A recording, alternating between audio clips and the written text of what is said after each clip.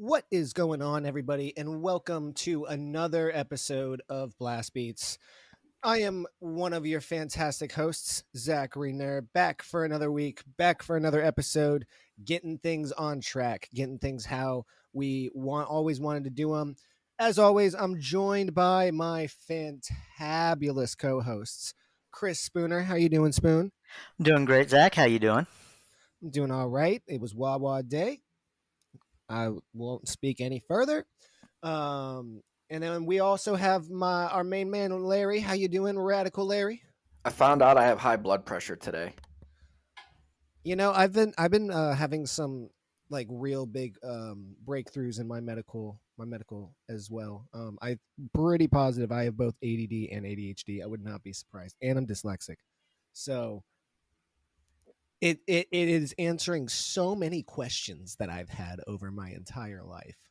So I think it's I've kind been of eating interesting. way too much salt. Oh, Way, yeah. way too much salt. Well, That's you gonna. are you are a Midwesterner, so it makes sense. That's true. Hey, I get my salt through Old Bay. I'm from the DMV. We do it our own way. Old Bay goes on every single like one of my items at Wawa. Everything. I put it on everything. Frank's Red Hot. I put that shit on everything. Old Bay. um. So yeah, another week. Some music's come out. We've been listening to some stuff. I'm actually gonna kick things off because I've got something to put forward. Um, and I know my lovely co-hosts are a fan of the genre. Um, back to the days of new metal. Did you guys listen to the new Papa Roach? I did not. It was on my list, but I haven't gotten to it yet. What about you, Larry? I've heard several songs that just listening to Octane that Yeah, they've been putting in rotation. it's good. I will be straight up honest. I have never listened to an entire Papa Roach album before. So, weird jumping in point. Oh Um, man, I wore out Infest when it came out. I was a huge fan of that album. yeah, and it's so weird because as big of a Slipknot fan that I am, I never really got into Korn. I never really got into Papa Roach. Some of the other ones like those, and now coming to this year, I listened to Korn's new album this year. I wasn't necessarily a big fan of it.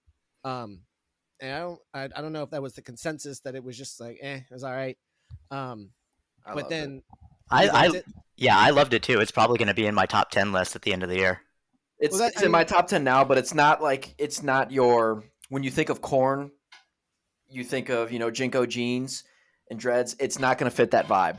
Right. okay, yeah.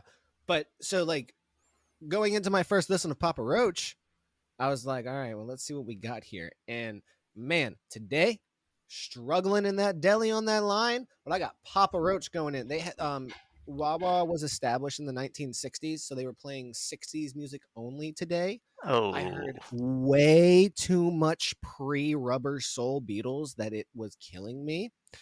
That AirPod went in my left ear, and man, I was jamming to some Papa Roach, and my coworkers were looking at me. They're like, are we listening to the same thing right now? And I said, no, we are not. Let me tell you, no, we are not. So yeah, I was jamming. And even some of the slower songs, they were pretty sweet. I really dug the vibe. I don't know. It was very interesting. And like I said, very, very, very, very new metal. I could identify it immediately. There's a song on there with Fever 333. I love Jason Allen Butler as a vocalist. Overall, great album. Loved it. Um, and I've only listened to it one time.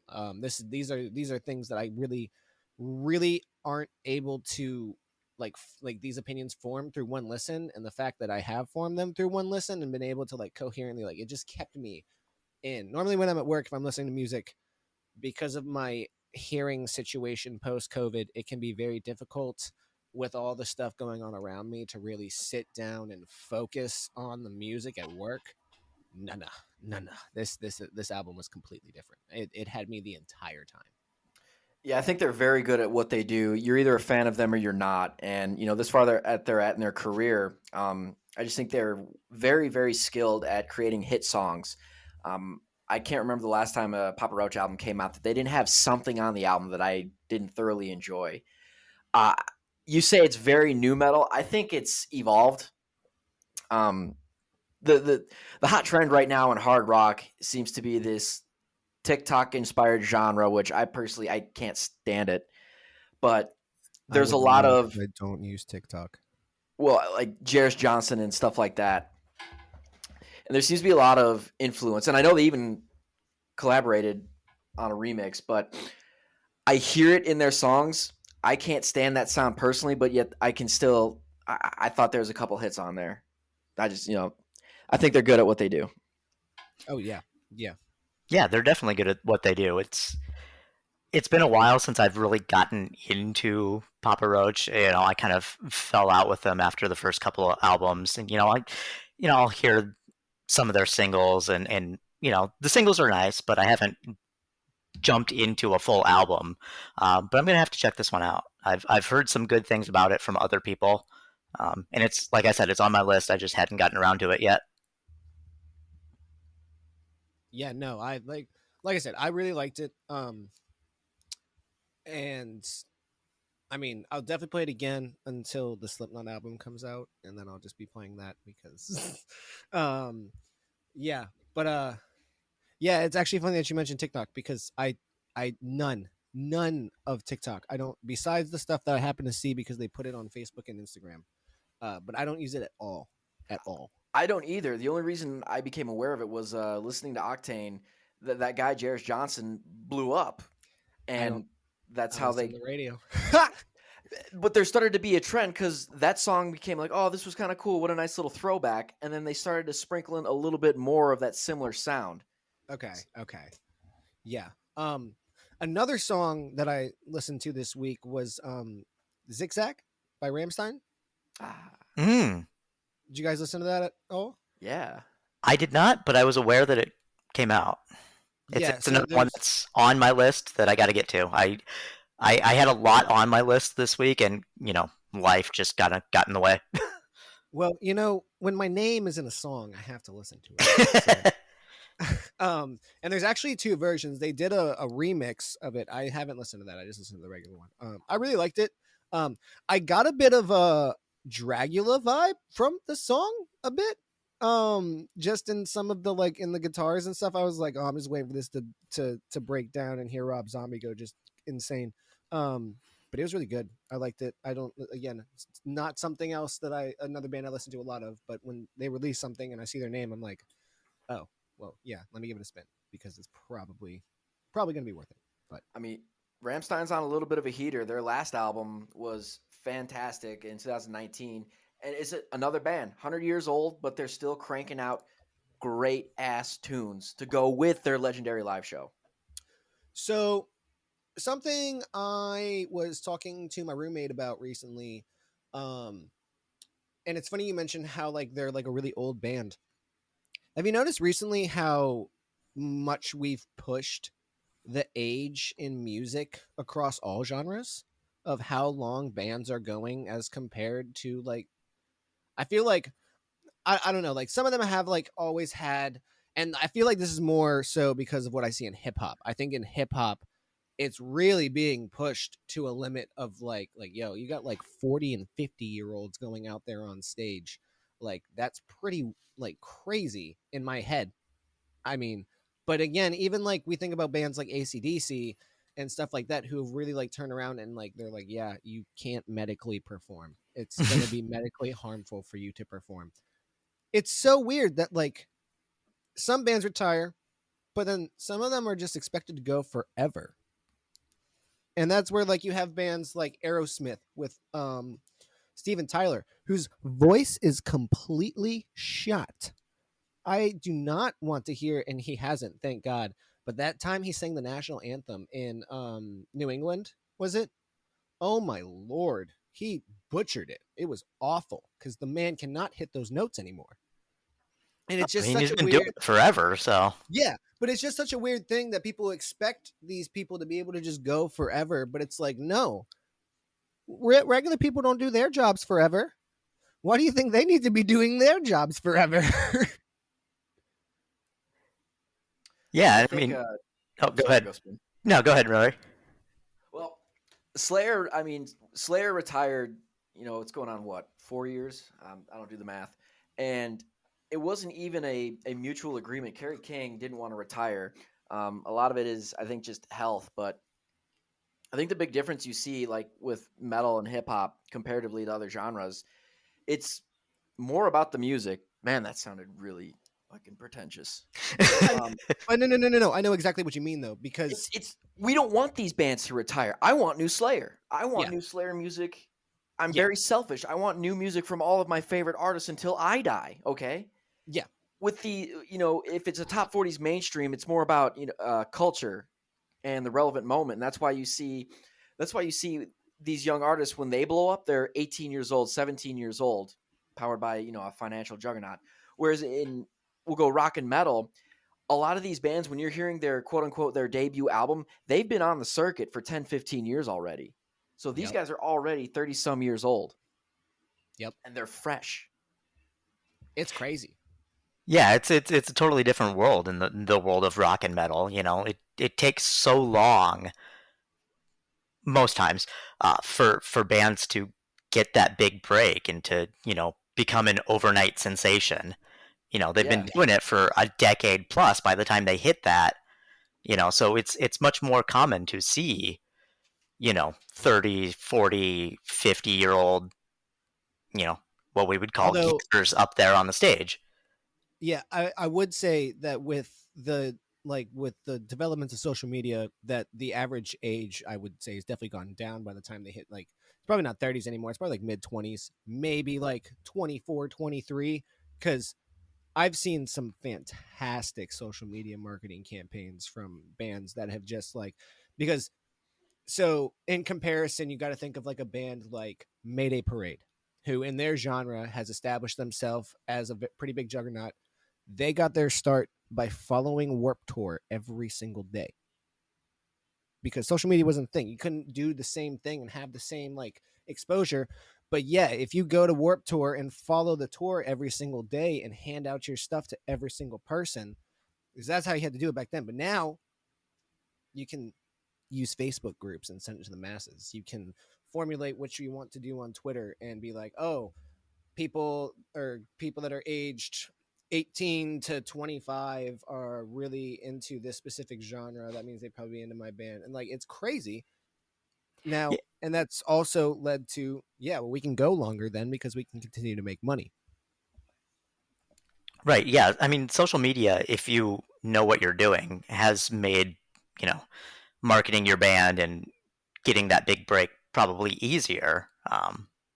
So yeah, maybe, 5, 10 years down the line, we'll stop seeing bands that, have been doing it for, 10, 15 years before they get their big break. But, um, yeah, like I said, it's kind of a different animal in the rock and metal world. Even still, even with the advent of social media, I still think it takes it takes a lot of boots on the ground still. Oh yes. And that's where it's upsetting to see the end of things like Warped Tour. That was one of those things for bands that were smaller to put those boots on the ground and be able to take themselves across the country. And I mean, even if you want to talk about how the genres of Warped Tour and the bands that were there changed, there were still their fair share of metalcore bands. There were still their fair share of post-hardcore and all that stuff. And do you know how many bands exist in those genres across the world? Getting into Warped Tour is huge. Even like the local set, because I remember it was massive that there was a band from my town that made it at the Virginia Beach Warped Tour and was playing that day, and they were like, "Yo, like this is crazy. This is exactly what we need to like just get that next boost to push us to the next level." Yeah, absolutely. And I feel like the rock and the metal world in particular could use more of the kind of annual, Warp Tour esque things.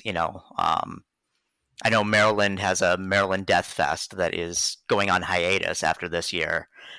There needs to be more stuff like that to give, you know, the up and coming bands a chance to kind of get on a bill with massive bands, get on a bill that expands their audience. Um, kind of like harkening back to a couple episodes ago, talking about Lorna Shore getting on Lollapalooza. Yeah. It's just, There, it's a huge opportunity. there actually was something of that nature. The Rockstar Mayhem Festival. Yeah. Yes. Yes. It disbanded in 2015, but I mean that was the Warp Tour for extreme music. Yeah. Yeah. And I mean, a couple episodes, or was it last episode we talked about Parkway Drive? Yeah. Yes. Okay. So, as much as every single person is going to hate to hear me say this, but the way that metal concerts are viewed are unfortunately a very, very large legal issue for the people running shows. Whether people want to admit it or not, moshing and crowd surfing got Warped Tour shut down. Definitely a big part of the reason it got Warped Tour shut down, because it can be done correctly, but when you have that many people, it's not going to be done correctly because there's too many stupid people. So the problem right away with these crazy types of festivals, which is why you really only see them in weekends, is that there's too much legal liability with the way that the law system in the US really works, that like with the way that we view these shows and the way that we dance and the way that we like get down at these shows, there is somebody that unfortunately if they get hurt, they're liable to be like, oh yeah, well I'm going to sue you because that like you're at fault, even though they chose to go, even though well, granted, not everybody chooses to participate. I've definitely gotten kicked in the face before at a show, and I've never moshed in my life. Look at me, I don't mosh. I'm a small thin boy. It would end horribly. Um, so yeah, like it's a shame, and it sucks, but that's why the artists just go on tour and do their own thing. But that's a lot harder to just generate fandom for your own tour as opposed to being attached to a bigger name who has more advertising budgets and stuff like that. This all started off the new Papa Roach album. I know it did. I know it did. So let's continue. Let's continue. What other new music? Spoon, what have you got going on? This week there wasn't a whole lot that really caught my ear. There wasn't anything that I was particularly into. Nothing that I was blown away by, nothing that made my album of the year contenders list. There were a couple of albums that had a good track here or there. Insight dropped an album that I thought was, for the most part, pretty good.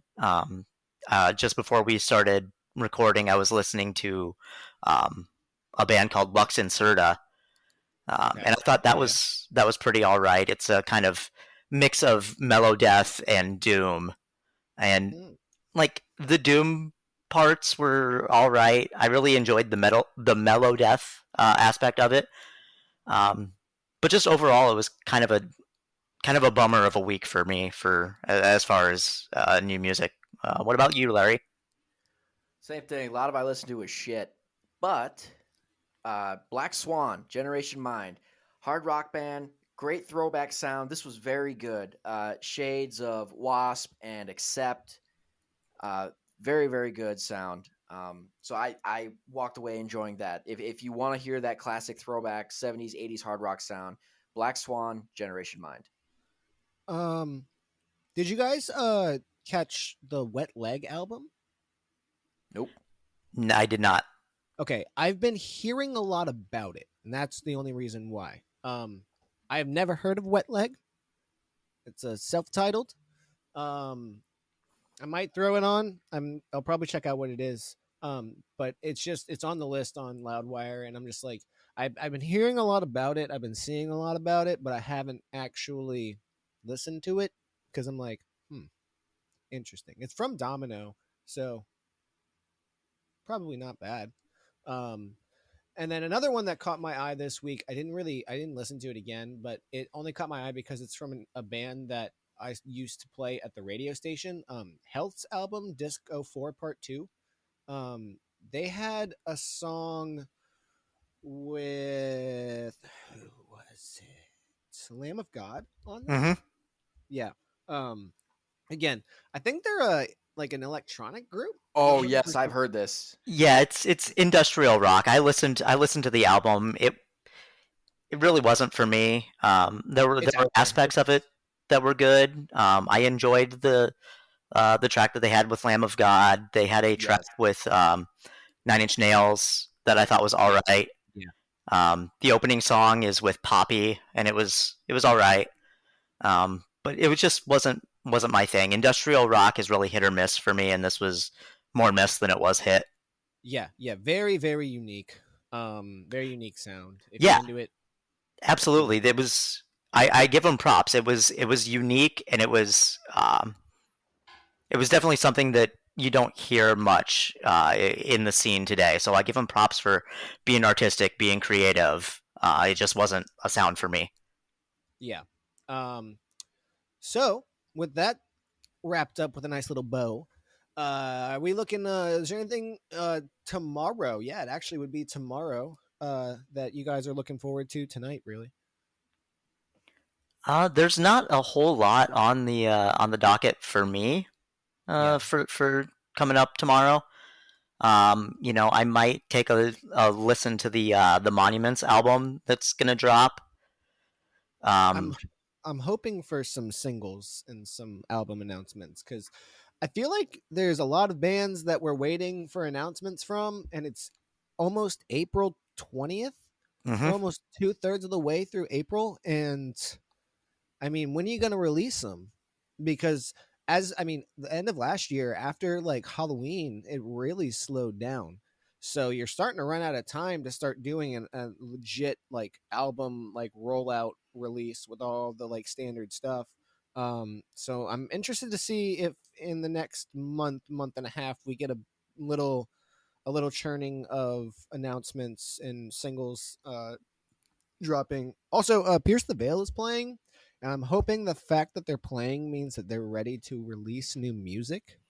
Because they have a couple shows coming up, and I'm very interested to see what happens with that. So, I'll believe it when I see it.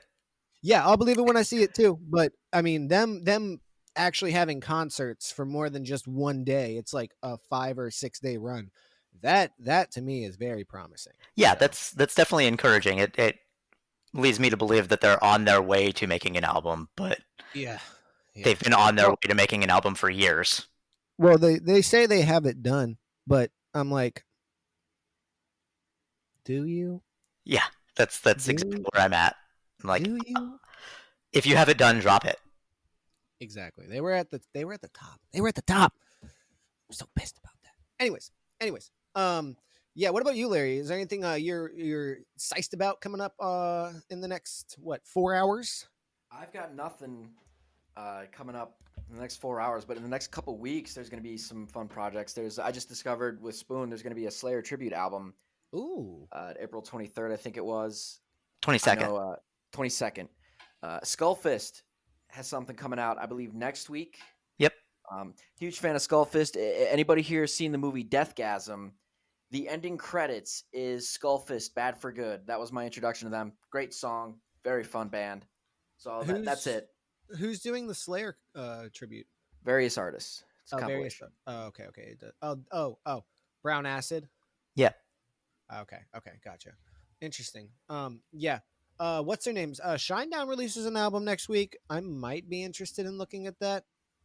Yeah, I'm definitely gonna check it out because Yeah, Shinedown is in the world of rock. Shinedown is one of yeah. my go-to bands. I've seen them 4 times live, I think 3 or 4.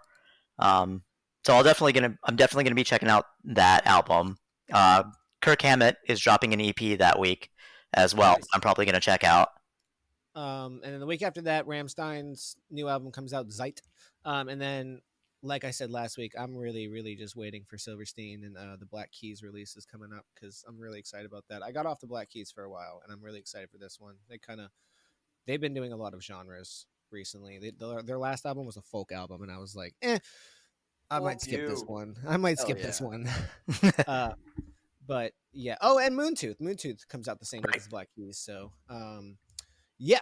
So it's question time. First question on the docket this week. Are we gonna go overrated, underrated first?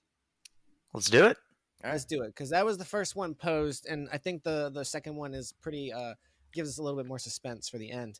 So yeah, overrated and underrated bands. Do we where do we want to start? Who wants to kick it off? It I've got a was. full list, so I'll go last. Oh no, You you should go first, Larry. All right. Okay. I didn't know if we want to rip certain band-aids off. As we had a little bit of conversation to begin before we started. So, disclaimer, with both of these overrated and underrated bands, I tried my best to choose bands that are firmly established and have reached some sort of status in their respective fields. I didn't want to just rip bands that I dislike, except for one, and I'm omitting all of my favorite bands. Additional question: Yes. Is this only metal, or are you guys also doing rock too? So I've got for overrated, I've got some just bands in general, but I'm hitting metal specifically as well. Okay, hitting metal specifically as well. Okay, because there might be one that I'm thinking you guys might mention, and I'm gonna fight. Yeah. One of these, I'm pissing people off with. Only because I have a very, very, very solid backing to my opinion, but only if it comes up. All right. Overrated. I'm going to come out of the gate swinging just to get this out of the way. This is not a rock or metal band per se. This is one of the largest bands in the world, one of the most inspirational bands in the world. The Beatles, you fucking God damn suck. it. I God fucking damn it. hate the No. Beatles. God They damn are it. Okay. the most No. overrated. No. You can No, we have talk to have with a me. We'll talk conversation about together. this. We'll talk together. The Beatles are the most overrated auditory experience you will ever bear witness to in your lifetime. 2 issues. This One, is they suck. Two, they suck. this is why I wanted Larry to go first. 2 issues. One, you have to listen to the Beatles in the format that they release their music in, and that is vinyl. You have are to listen to me take a shit after my No, morning no. coffee. If you never get a chance to listen to their albums in vinyl, you're missing an entire, and like that is kind of getting corrected a little bit with this like Atmos and like the new stuff that they're putting out on Apple Music and all that stuff. But there's just a whole dimension of it that you're missing from putting that needle on wax. Secondly, I agree with you on until Rubber Soul, because until they made Rubber Soul, they had no creative like options at all in the music they were putting out. They were 100% the One Direction, 5 Seconds of Summer, except they probably had much more options than they did. They were, we need to sell music to American women. You guys are cute to them. Yes, we're doing this. But then Rubber Soul on, they got all creative direction. And my favorite thing is most of the creative direction did not come from John Lennon. It came from George Harrison. And I don't know why everybody just ignores that, because It came from acid, let's be real. well, yeah, but like, so when they took their trip to India and then they came back and like all of their Indian influences, I'm gonna have to cut that this had off. nothing to do with John Lennon. That was have to all cut George this off. Harrison. But all I'm saying is, if you separate the two sides, the second side is actually living up to the hype of what we think about when we think about the Beatles. The first part is utter trash. That's what I had to listen to all today at work, because all the good Beatles music is in the 70s. So, Listeners, if you haven't hit the 15-second skip ahead button, you're listening to this right now. I'd like to thank Zach for making the point of why the Beatles are wildly overrated. First of all, the Kinks are better, all right? Second of all, what they've created and spawned is nothing short of a pretentious craft beer, shitty mustache, flat-assed, no soul having, dog shit pretentious, fart smelling suckfest. throw Abbey Road on vinyl for me from start to finish, and then come back. And Exactly. Let's get the same vibe as, hey man, you need to smoke this joint and listen to Dark No, Side of the Moon. no. Like, it's the same. See, that was only a 2-album span. That was only the Magical Mystery Tour and whatever was right after that. Those 2 albums were the ones that were really out there. Like Revolver, Rubber Soul, Abbey Road, all of those are phenomenal pieces of work from start to finish with fantastic instrumentation, like across like multiple instruments, not even your standard just rock instruments of what like, and that's when they would like, they were a pop band before then. And then when they got to Rubber Soul and on, then they became a rock band. And what we look at of classic rock, they were absolutely a pop band before that. I think that's the problem, is that everybody looked at how popular and good their second half was, and they're like, oh yeah, this is a rock band. But no, the first half of their career was all pop music, 100%. I think the problem is of how pretentious they are themselves. When you're on top of the world, I mean, is Gene Simmons not pretentious as fuck? Yeah. Wait, stop. Nobody regards Kiss as some musical renaissance. Oh, really? No, stop. I'm not talking about dads and their fetish and thinking Kiss is the greatest rock band ever. I'm talking about nobody's going to sit here and say you need to listen to the original pressings of Kiss Alive and listen to Cold Gin the way it was meant. Because the instrumentation of metal music and rock and like hard rock and all of that is much easier to transfer over to than what the Beatles were doing. That's all I'm saying. There's That's all nothing I'm saying. profound. There is nothing profound about the Beatles. There's nothing profound about their 3-chord strumming, come together, strum my stinky ass beard. Oh no. That's. Have you ever heard Octopus's Garden? What kind of stupid fucking name is that? Or like even the last like from what is it, like 12 to 16 to 17 of Abbey Road, Aged women that they were sleeping with? No, songs 12 to 16, 17 is a phenomenal, like mind melding, like from song to song, everything fits. It's beautiful. No, it's not. Yes, it is. Yes, it is. All right, who's next? Led Zeppelin sucks too. Now, I will say this. I almost want to backtrack that statement. I don't want to say they suck. I do, but I don't. John Bonham, phenomenal. Jimmy Page, Robert Plant, way better musicians than everyone on the Beatles. Iconic songs, iconic riffs. Respect to those songs and riffs. But in my opinion, Led Zeppelin has the biggest fall off from their good songs to their bad songs. It's like we got the plateau or the mountaintop. At the mountaintop, it's Stairway to Heaven, it's Black Dog, it's Stairway, really? Yeah, that's solo, no Stairway. Okay, the solo in Stairway, yes. What about Led Zeppelin 2? Whole Lot of Love and Ramble On. Yes, a Whole Lot of Love, great riff. Immigrant Song, all time. They've got Fucking the only stop. Okay, Stop. I'm not the only other album that I will vouch for, and I will say I'm not a Led Zeppelin fan. I actually, when Spoon and I were at PFN on my first trip to Vegas, I asked the chat for some recommendations for a bunch of albums to listen to, and a bunch of them in there were big Led Zeppelin fans. And so I put Led Zeppelin 2 on, and Physical Graffiti. Physical Graffiti is fantastic. That album is incredible. But that's it. My contention is you take their best 5 songs, outstanding songs. I'll listen to those songs all day. After those 5 songs, it's just a wet fart. Just Fool in the Rain gave me diarrhea. Just terrible, soft, weak-wristed, flavorless music. See, the good thing for you here is I don't have the same attachment to Led Zeppelin as I do to the Beatles. So I'm not like itching to be like, yeah. But, all right. Now, I've gotten I understand we got more to go through, so I'm going to get this moving. Those 2 bands, that's just out of pure malice. Pure, malicious, selfish malice. This next band, and this is where it starts to get, I may lose all credibility. I say this as a very huge fan of this band, but they are not what they have currently been hoisted up to be on their last album.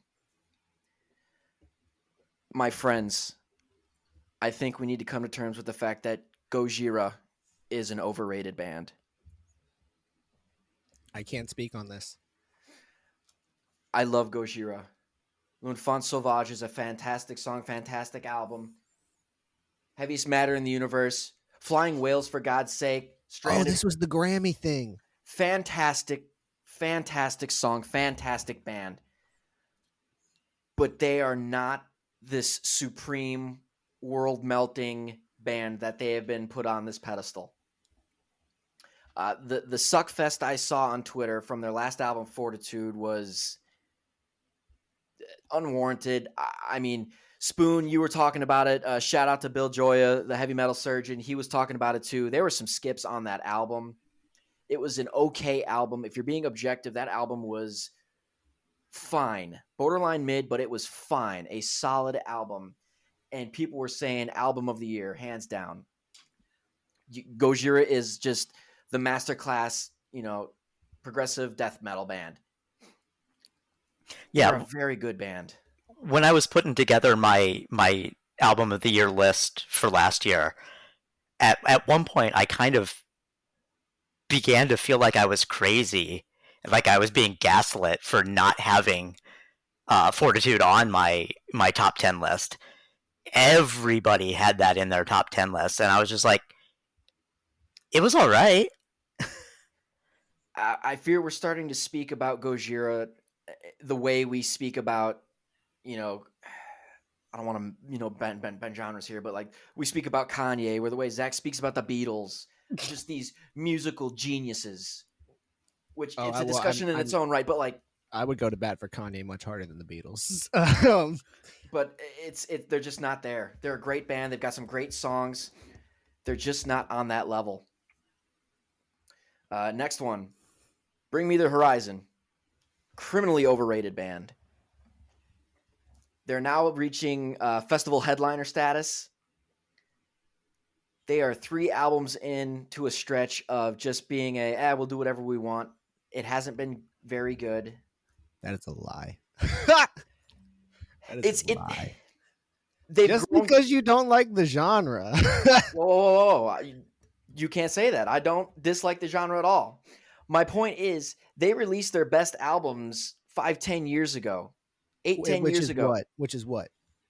Sempiternal was fucking great. Well, yeah, Sempiternal's fantastic, but I mean, in comparative sales and streams, I'm sorry if people are listening to it that much.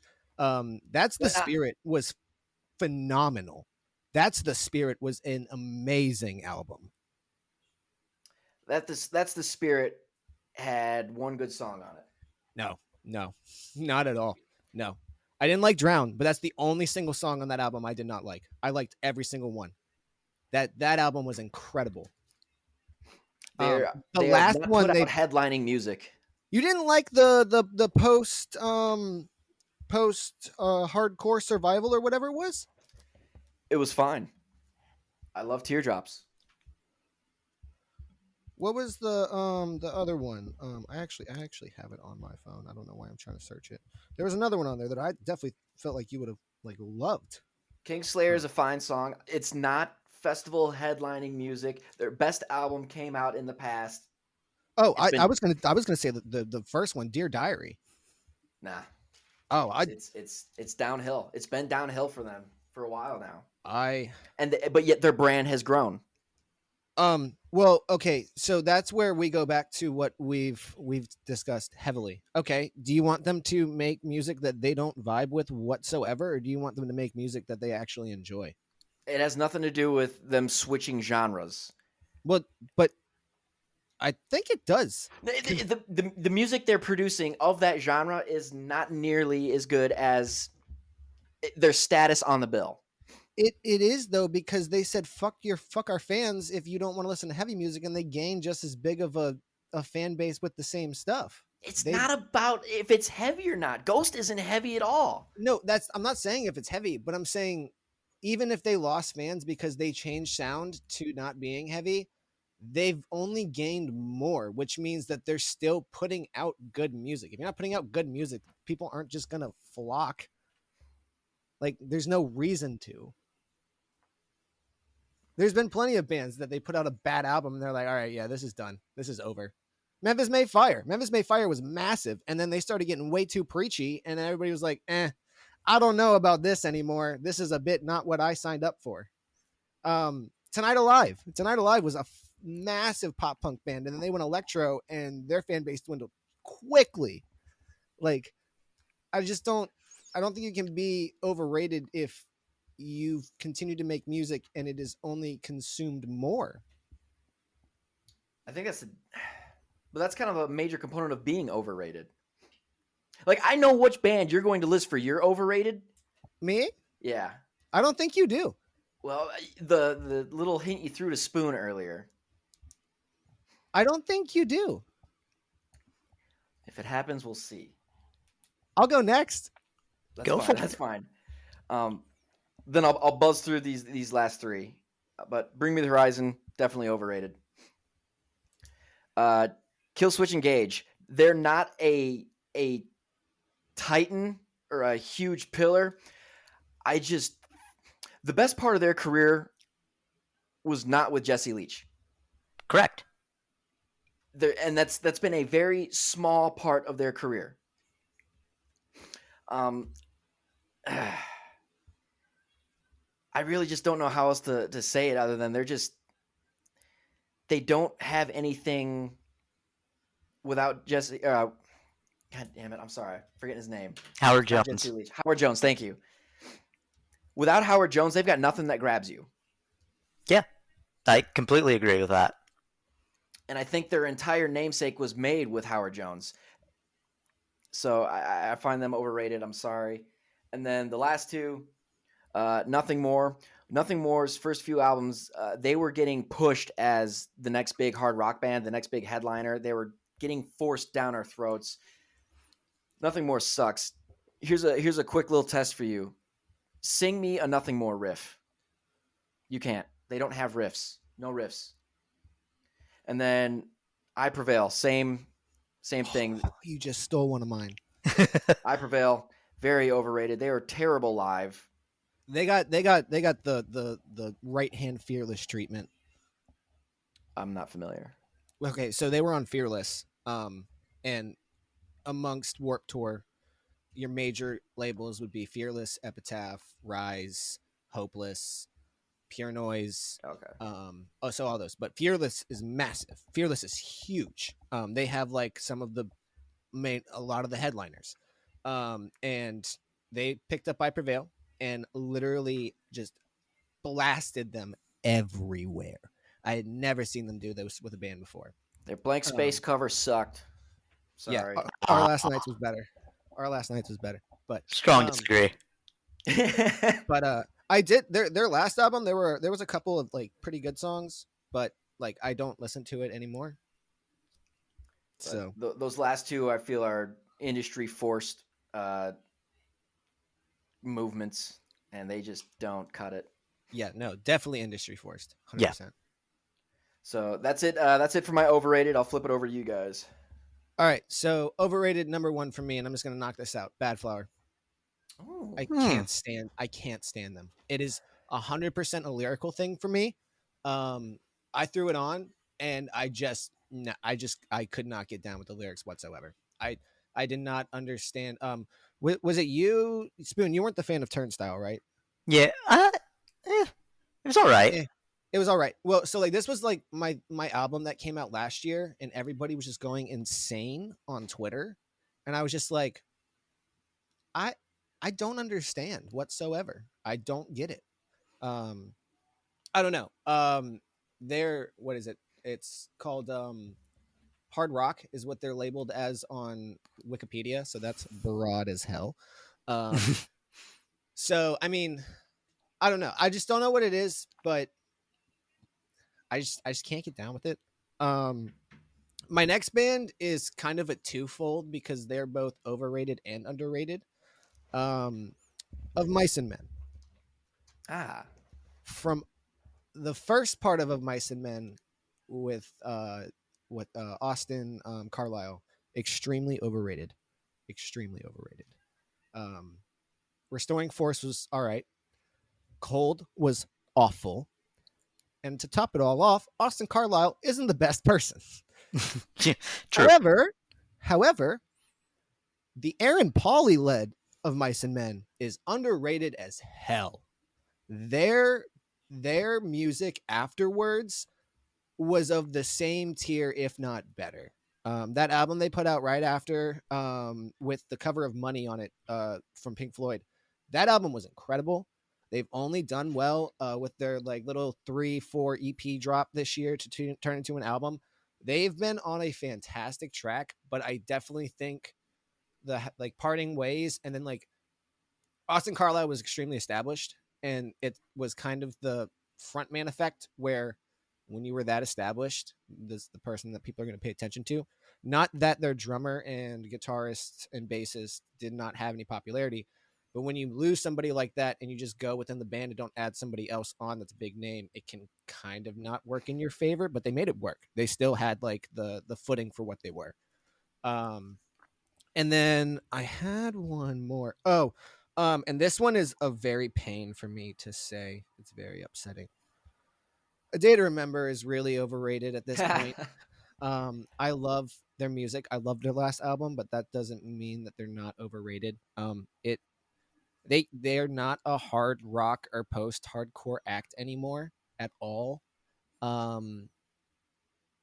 There's a couple songs they put out that it was like, all right, that's cool, but they know what they're doing. They're really good for arena rock. Do that. It's cool. That's what you guys are at this stage. Just accept it. But I think people have to stop pretending that all of a sudden they're going to get really, really heavy again and be like a common courtesy or something like that. That was probably the peak of, and going through that legal battle probably took a lot out of them. And that was definitely the culmination, the arc, the peak of their career. But yeah, I'll pass it to you, Spoon, for overrated. Yeah, so I've only got two for my overrated, and one of them we've already hit on. I am also going with Led Zeppelin for much the reason that Larry did. They're good songs, and in the past I've been vocal about them only having one good song. That's an exaggeration. There are a few good songs. Immigrant Song is good. Black Dog is good. I like Kashmir a lot. But after that, there is a massive drop off. And I understand the relevance that they've had to the genre. I understand the importance that they've had. I just feel like it's been way elevated way beyond where it should have been for the quality that they actually put out. Mm-hmm. Amen. And then my other band is one that pains me as well. Don't say it. What do you think I'm going to say? I thought somebody was going to say Metallica at some point. Nope. Oh no. No, I'm going Tool. Oh, hell yes. Oh, wow. Okay. Let's go, Spoon. I've never listened to Tool. I've never heard a single Tool song. You ain't missing out. I love Tool. I am a huge Tool fan.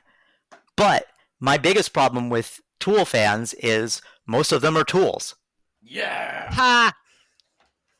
And everybody, most of the people that I know that are massive Tool fans, self-proclaimed massive Tool fans, prop the band up as this massive, highly intellectual, just on another realm of existence band that is doing something that is just so far beyond what normies can even comprehend. And it's just like, get over yourself. It's music. It's pretty good. But there's nothing mind-blowing here. Ooh, Maynard wrote a song that follows the Fibonacci sequence. Big fucking whoop. Nerd. Okay. I have one more addition. Amen, Spoon. I have one more addition, but it's not the band is overrated. The fan base has pushed them a bit too far. Like their music is still freaking solid, but the fan base is just a bit much to deal with at times. 21 Pilots. What? What are we doing here? What? What? Yes, because I love 21 Pilots, What are we doing here? but the fan base is insane. It is crazy.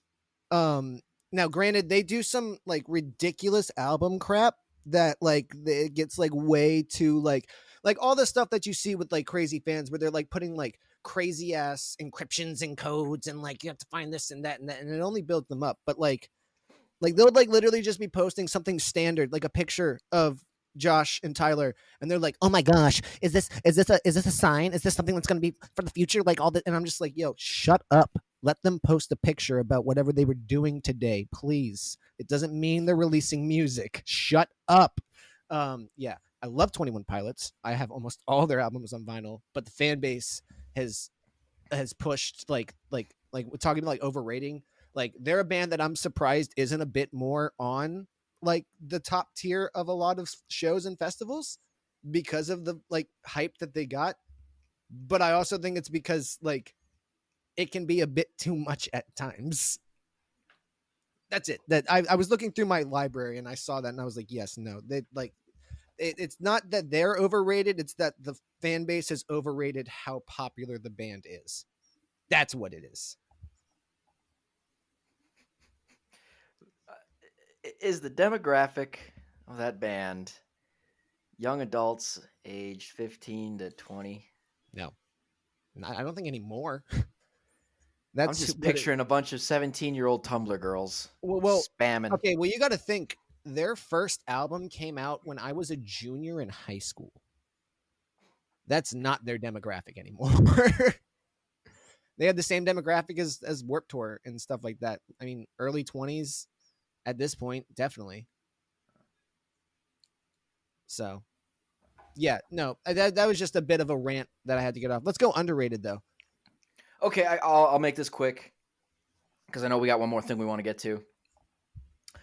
Same concept, established bands reach a certain status. Number one for me, I think Wasp is very, very underrated.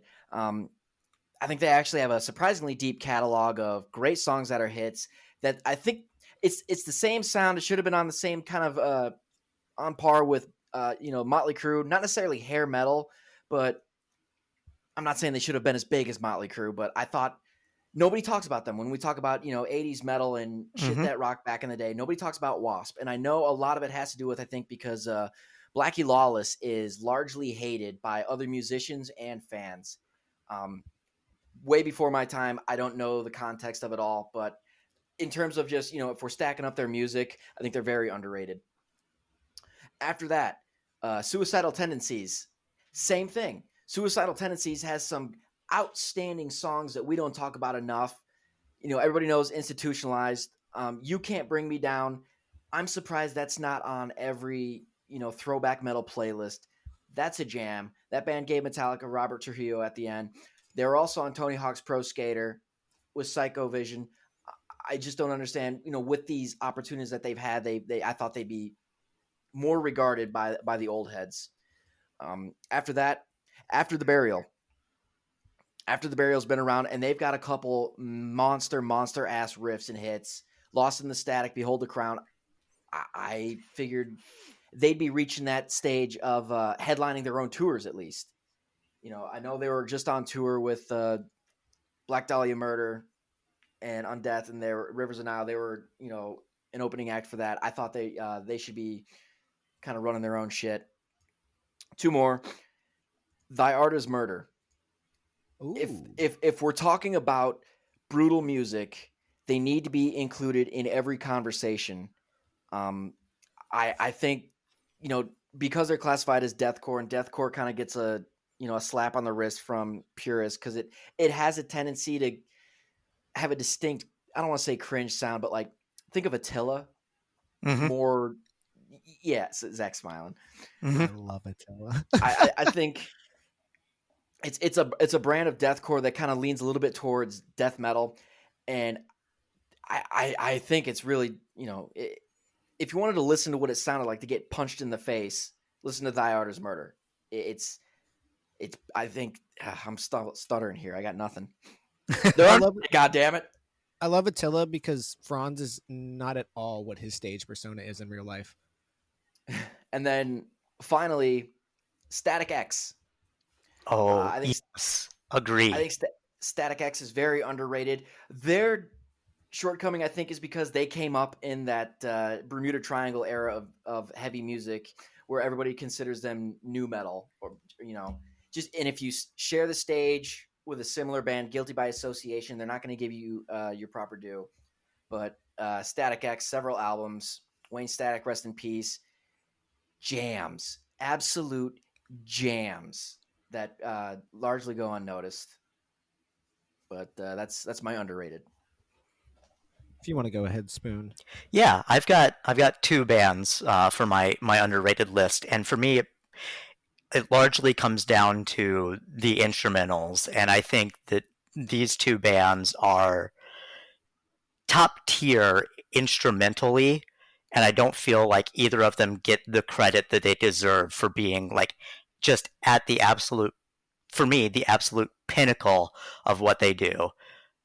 Death and Thin Lizzy. Let's go. Chuck Schuldiner, I don't know how to pronounce his last name, absolute phenomenal vocalist, absolute phenomenal guitarist. And Thin Lizzy, in my opinion, pioneered the dual lead guitar sound that that Priest popularized, that you hear so much in extreme uh you know extreme metal and power metal. Thin Lizzy does not get the credit that they deserve for pioneering that and really making it what it has become. I love it. I think I want to go back to you mentioning death. Um, it's funny when you get into deeper metal circles. I think nobody will say that death is underrated, but I agree with your point. They should be properly acknowledged across everybody that listens to heavy music, whether it's just hard rock. Because I mean, Zach knows Slayer.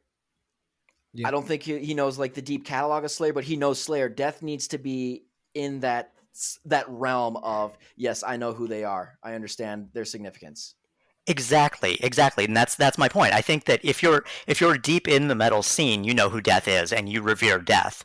But I don't feel like the casual metal listener knows Death. They might have heard the name, but I don't think anybody that is a casual extreme music fan could tell you a Death song. And that is a shame because their entire catalog is phenomenal. I only got into them within the last couple of years, so even I am a newbie kind of to their discography, but everything is phenomenal. Like I said, I think that they are the pinnacle of what they did. Depending on what you look at, they are the first death metal band. If you want to consider Possessed out in LA in the Bay Area thrash scene, people want to say they're the first death metal band, but I think Chuck Schuldiner is considered the godfather of death metal for a reason, and I think it's fair to give them their credence that they are the first death metal band. Absolutely. Yeah, so I can't really give any underrateds from metal. Um, I do want to do two for pop punk though, because pop punk's in a weird state right now. It was kind of surging a bit, and then the not being able to tour really kind of tore it down because it is pop punk is really kind of a touring genre. They really thrive off of shows in that environment, as evidenced by the amount of like live show music videos that all those bands do. Um, but two bands that are like really, really, really hitting their swing right now.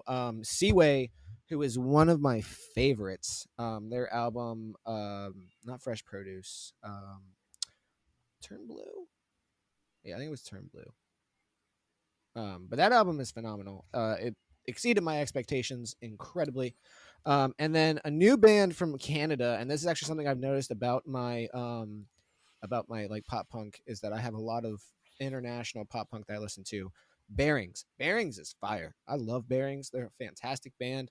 Actually, one of the bands that I thought about when I was talking about Twitter, because they are extremely active on Twitter with their fan base, just chit chatting and all that stuff.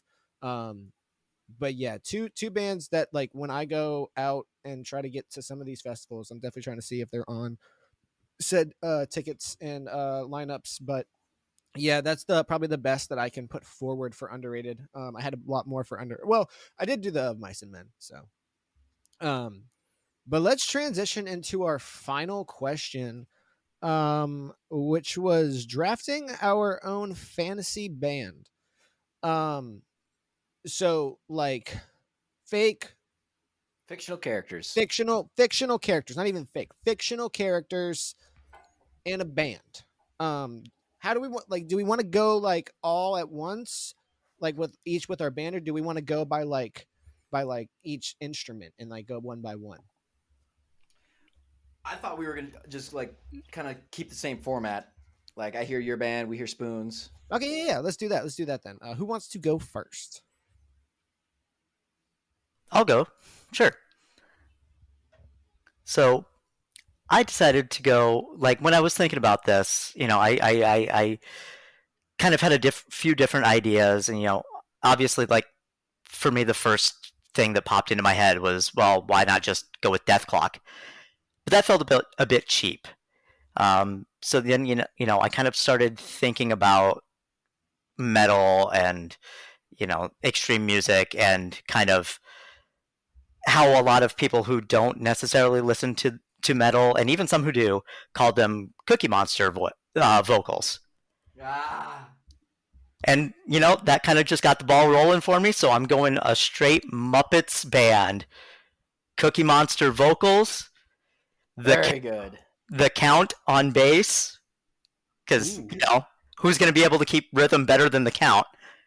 Yeah. Animal, obviously, for the drummer. Oh yeah. And then, okay, so that meme that is kind of going around where it's got, I believe it's like Tobey Maguire in glasses, and it says, if the guitarist looks like this, the pit is about to be sick. Oh Yes, yeah, yes, yeah. yes. My guitarist is Elmo. Ah! Yes, yes. That's great. That's great.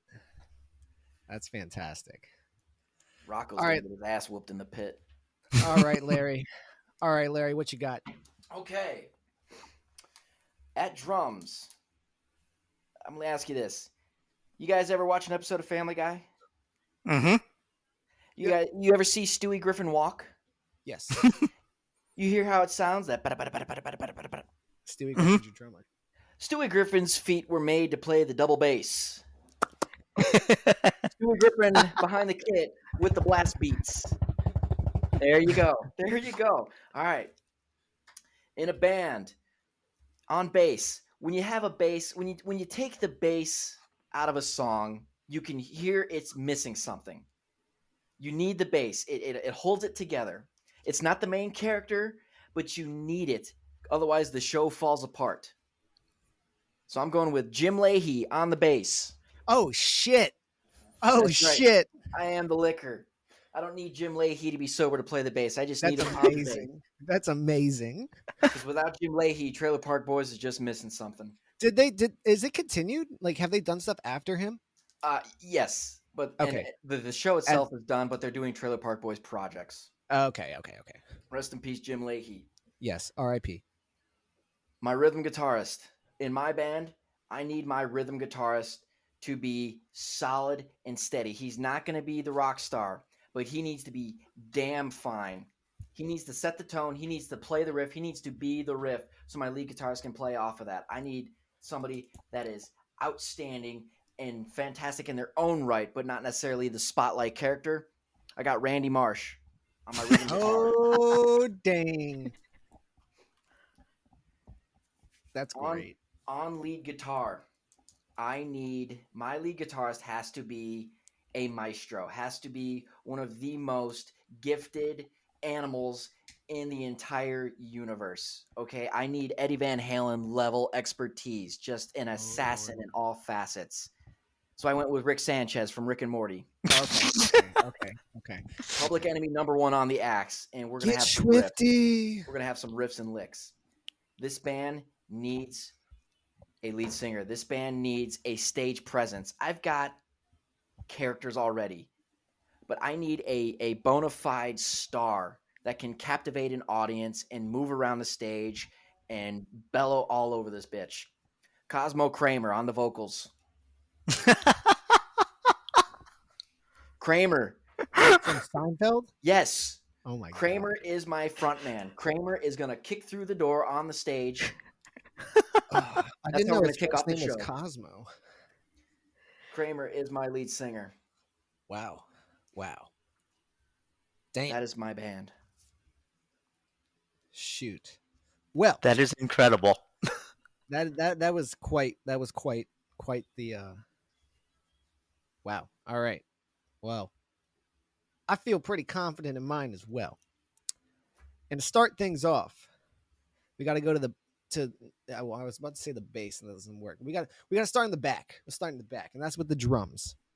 And I had two people very, very close.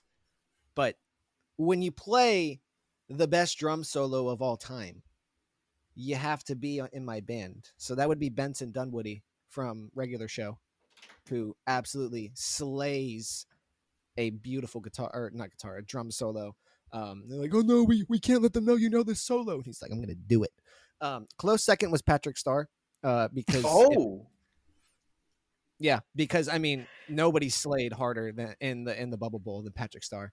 I mean, SpongeBob was doing his thing, but They do a sick cover of Power Trip Executioner's Tax. That I'll post to the Twitter account right now. Yeah. Interesting. I've not heard that.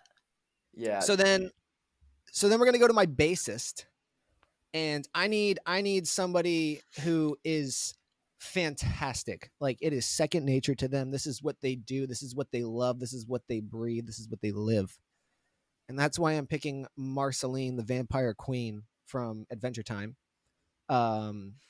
Fantastic bassist, and is just a sole piece of the entire show that she plays the bass, and that's what she does. My guitars, I got one man playing two necks. We're bringing in the Doof Warrior from Mad Max Fury Road. Nice.